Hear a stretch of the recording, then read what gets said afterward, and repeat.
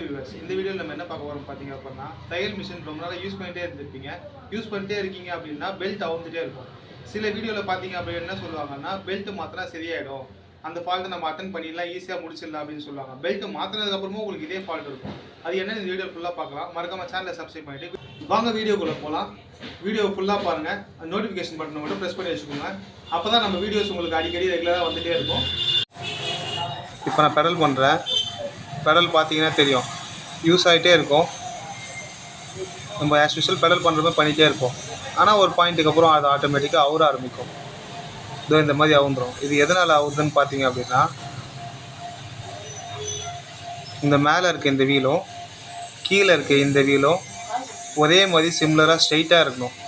In case உங்களுக்கு ஸ்ட்ரைட்டாக இல்லை, மேலே இருக்க வீலும் கீழே இருக்க வீலும் கொஞ்சம் கிராஸு கொஞ்சம் டிஃப்ரெண்ட்டாக இருந்தால் கூட, அதே மாதிரி ஒரு மிஷினில் வீலே கொஞ்சம் பெண்டாக இருக்கும்.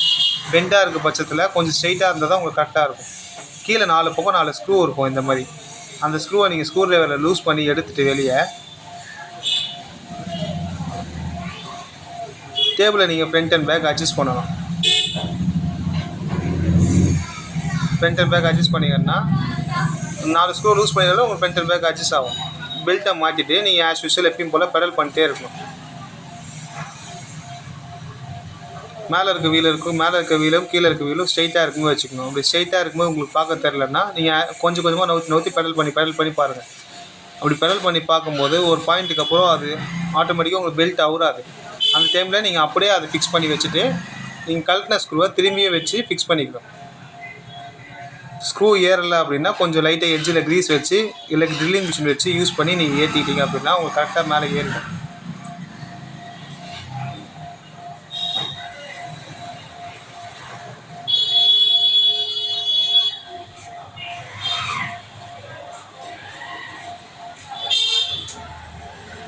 இதே மாதிரி 4 ஸ்க்ரூவை நீங்கள் டைட் பண்ணிட்டீங்க அப்படின்னா உங்களுக்கு பெல்ட் ஆகுற ஃபால்ட்டே இதுக்கப்புறம் வரவே வராது.